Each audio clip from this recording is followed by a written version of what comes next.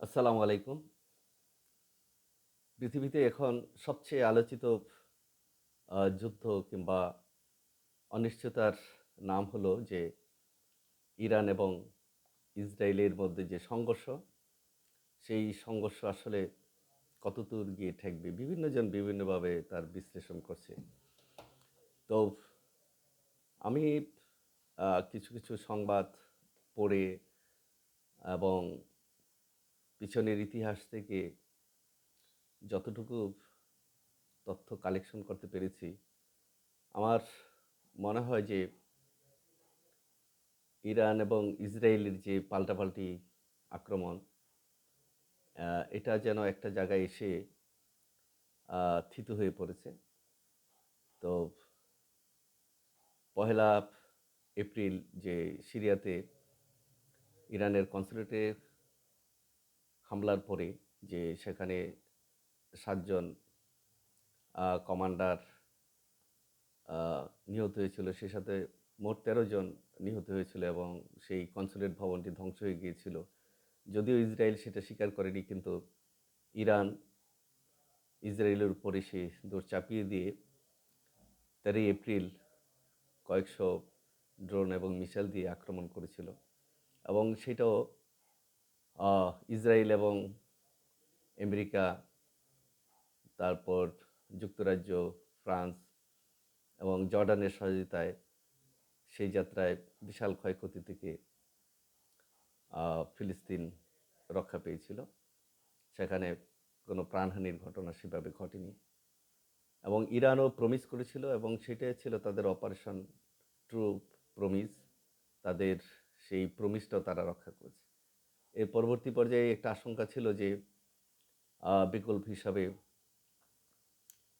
ইসরায়েলও বড় ধরনের কোনো আক্রমণ করবে, কিন্তু আমেরিকা সতর্ক করে দিয়েছিল যে ইরানের সাথে যদি কোনো রকমের বড় কিছু ঘটনা ঘটানো হয় তাহলে সেখানে আমেরিকা যুক্তরাষ্ট্রকে তারা পাবে না। তো সেখানে ১৯শে এপ্রিল রাতে, শেষ রাতের দিকে আহ, সেখানে ইরানের ইস্পাহান শহরে আক্রমণ করেছিল এবং আমেরিকা থেকে সে সংবাদটি এসছে যে ইসরায়েল ইরানে মিসাইল আক্রমণ করেছে। যদিও ইরানের পররাষ্ট্রমন্ত্রী আমির আবদুল্লাহিন তিনি বলেছেন যে যে ২-৩টি ড্রোন এসছে এগুলো আমাদের শিশুরা যে খেলে সেরকম কিছু। অর্থাৎ এটাকে একটু উপেক্ষা করার, তাচ্ছিল্য করার মতন এবং এ ব্যাপারে গভীর কোনো মনোযোগ যাতে সৃষ্টি না হয় মানুষের, সেরকম মন্তব্যই তারা করেছেন। এবং এনবিসি নিউজের সাথে এই আমির আবদুল্লাহ, ইরানের পররাষ্ট্রমন্ত্রী, তিনি বলেছেন, যদি ইরান যদি ইসরায়েল যদি ইরানে নির্ধারক কোনো পদক্ষেপ নেয়, অর্থাৎ কার্যকর কোনো পদক্ষেপ নেয়, সেই ক্ষেত্রে ইরানের প্রতিক্রিয়া হবে তাৎক্ষণিক এবং সেটা সর্বোচ্চ পর্যায়ে। কিন্তু ইসরায়েল কিন্তু এই আহ, মিসাইল আক্রমণের ব্যাপারে টোটালি নীরব, তারা কোনো কথা বলছে না। তো তারা যেহেতু নীরব আর ইরানও যেহেতু এটাকে খুব একটা গুরুত্ব দেয়নি, তো সেখানে স্পষ্টতই বোঝা যাচ্ছে যে ইরান এবং ইসরায়েল দুজনেই কিছুটা বড় যুদ্ধ এবং ঝুঁকি থেকে নিজেদেরকে সেফ সাইডে রাখতে চাচ্ছে এবং এটাই হওয়া উচিত। এবং এই মুহূর্তে G7 যে নেতৃবৃন্দ তারাও একটা স্টেটমেন্ট দিয়েছেন যে ইসরায়েল যেন রাফাতে কোনো আক্রমণ না করে, কারণ এটা তারা তীব্র প্রতিবাদ করেছে এবং তারা বলেছে এখানে কোনোভাবেই আক্রমণ করা যাবে না। এখানে কয়েক লক্ষ মানুষ বসবাস করে, সাধারণ মানুষ। তো প্রাণহানি তারা আর চায় না। তো সব কিছু মিলিয়ে আমার কাছে মনে হচ্ছে যে একটা স্বাভাবিক পরিবেশ ফিরে আসার মতন একটি অবস্থা সৃষ্টি হয়েছে। কারণ ইরানও আর বাড়তে চাচ্ছে না, ইসরায়েলও আর বাড়তে চাচ্ছে না। আর উপসাগরীয় যে দেশগুলো আছে সৌদি আরব সহ, আরব আমিরাত, কাতার, বাহরাইন, কুয়েত, এরাও চাচ্ছে যে যেহেতু ফিলিস্তিন নিয়ে এই সংকট, গাজা নিয়ে সংকট, বিষয়টি যেন গাজার মধ্যে এবং এই ফিলিস্তিন বিষয় নিয়ে মানে সীমাবদ্ধ থাকে, সেটা যাতে আহ, ইরান ইসরায়েল যুদ্ধ কিংবা বিষয় নিয়ে না দাঁড়ায়। কারণ সেখানে ইরান যেটা আহ, চাচ্ছে সেটা হলো যে ফিলিস্তিন ইস্যুতে এবং ফিলিস্তিনিদের আহ, আহ, স্বীকৃতি আদায়ের ব্যাপার কিংবা রাষ্ট্র প্রতিষ্ঠা করার ব্যাপারে আহ, ইরানের মরুলিপনাটাই ইরান প্রতিষ্ঠা করতে চাচ্ছে, যে এটা উপসাগরীয় যে দেশগুলো আছে, সৌদি আরব, তারপরে মিশর, আহ, তারপরে আহ, আরব আমিরাত কিংবা কাতার, জর্ডান, এরা ওইভাবে চাচ্ছে না যে এটা ইরানের নেতৃত্বে এবং ইরানের অঙ্গুলি হেলনেই এই বিষয়টির একটি সুরা হোক। সুরাটা হতে হবে একটা আন্তর্জাতিক পর্যায়ে সুন্দরভাবে, সেটাই মধ্যপ্রাচ্যের এই মুসলিম দেশগুলো চাচ্ছে। এখন বিষয়টা হচ্ছে যে আহ, যেখানে ইসলামিক আহ, যে যেটা বলা হচ্ছে ওআইসি, যে অর্গানাইজেশন অফ ইসলামিক কোঅপারেশন, তারপরে উপসাগরীয় সহযোগিতা পরিষদ যেটা আছে, সেখানে যে মুসলিম দেশগুলো যেখানে বিলংস করছে, তারাও চাচ্ছে যে বিষয়টা আহ, যেন আর বেশি দূর না গড়ায়। কারণ 13 এপ্রিলে যে ইরান হামলা করেছিল ইসরায়েলে, সেখানে কিন্তু এই মুসলিম দেশগুলো আহ, ভিতরগত দিক থেকে সৌদি কিংবা অন্যান্য কয়েকটি দেশ তারা বিভিন্ন তথ্য দিয়ে কিন্তু আমেরিকাকে এবং ইসরায়েলকে সহায়তা করেছে। আর জর্ডান তো সরাসরি তারা আহ, গুলি করে সেই মিসাইল এবং বিভিন্ন কিছু তারা ধ্বংস করেছে। তো সেখানে ইরানেরও একটু বোধোদয় হয়তো ঘটেছে যে আহ, এই মুসলিম দেশগুলো, মধ্যপ্রাচ্যের এই মুসলিম দেশগুলো তো সরাসরি তার সাথে ফ্রন্টে আসছে না। তো সেক্ষেত্রে আহ, মুসলিম দেশগুলো যদি এভাবে একটু নিরপেক্ষ থাকে, তার পক্ষ না থাকে, তাহলে আমেরিকা সহ আহ, যে পশ্চিমা শক্তি আছে, তারপরে ইসরায়েলের যে ব্যাপক আহ, মানে মারণাস্ত্র আছে কিংবা যুদ্ধ কৌশল আছে, সেই সাথে তাদের পেরে ওঠাটা খুব কঠিন হয়ে দাঁড়াবে।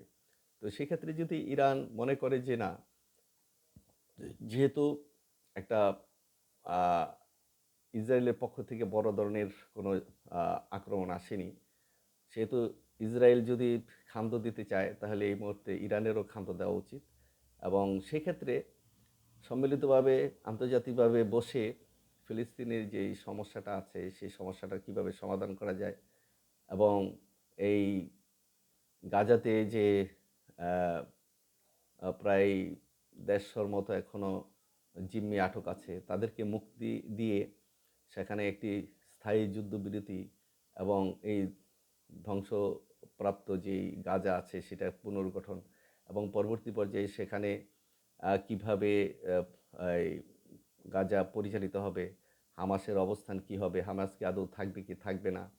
কারণ হামাসের নিয়ন্ত্রণটা সম্পূর্ণভাবেই নিতে চাচ্ছে আহ, ইরান।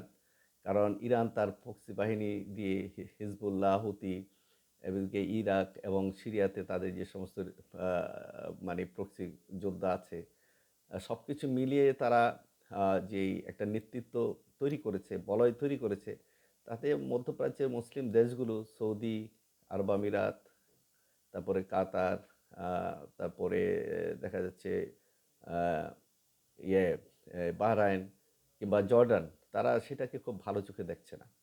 তো সবই পর্যায়ে তারা বিতর্গত দিক থেকে এখনও তারা আমেরিকা যুক্তরাষ্ট্র সহ ওই পশ্চিমা জোটের সাথে তাদের একটা বোঝাপড়া আছে, এবং তারা ইসরায়েলকে সেভাবে মোকাবেলা করতেও চাচ্ছে না। তারা চাচ্ছে যে আহ, সমস্যাটির একটি সমাধান হোক।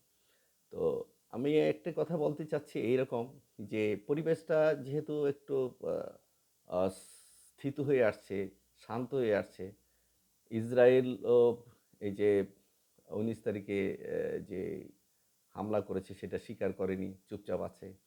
আর ইরানও সেটাকে হালকাভাবে দেখছে, যে বলল যে আমাদের ছেলেরা যেই সমস্ত খেলনা নিয়ে খেলে সেরকম কিছু, অর্থাৎ তারাও উপেক্ষা করছে।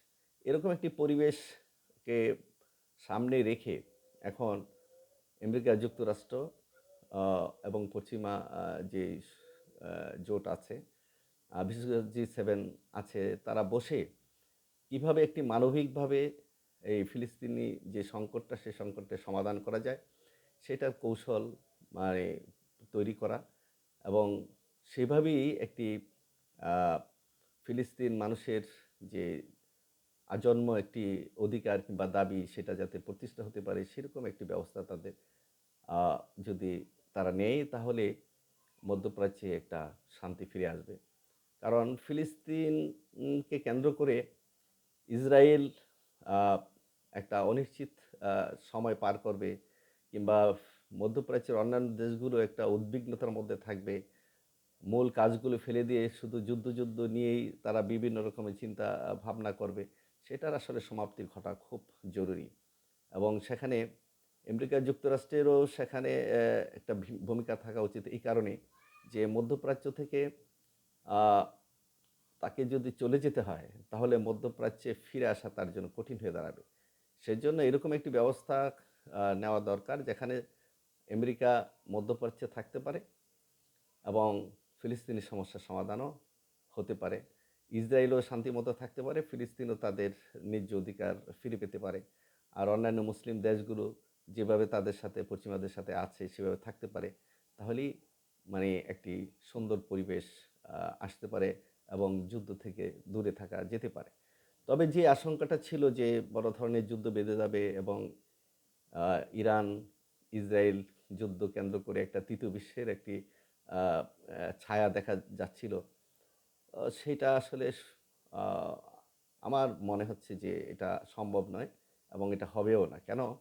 ইসরায়েল এতটুকু বোঝে যে বড় কোনো যুদ্ধের সাথে জড়িয়ে গেলে সেখানে অন্যান্য শক্তিগুলো, যেমন রাশিয়া আছে, ইরান আছে, তারপর তুরস্ক আছে, চীন আছে, অন্যান্য দেশগুলো তখন পক্ষ-বিপক্ষ হয়ে যাবে এবং সেই যুদ্ধ দীর্ঘস্থায়ী হয়ে যাবে। এবং সেই দীর্ঘস্থায়ী যুদ্ধের ব্যয়ভার বহন করার মতন ক্ষমতা ইসরায়েলেরও যেরকম নেই, পশ্চিমাদের নেই। কারণ পশ্চিমাদের আ একটা গলার কাঁটা হয়ে দাঁড়িয়েছে ইউক্রেন। তাই ইউক্রেন এবং রাশিয়া এই যে যুদ্ধ, এই যুদ্ধটাও তাদের জন্য একটা বিশাল আ বিস্ফোরা হয়ে দাঁড়িয়েছে।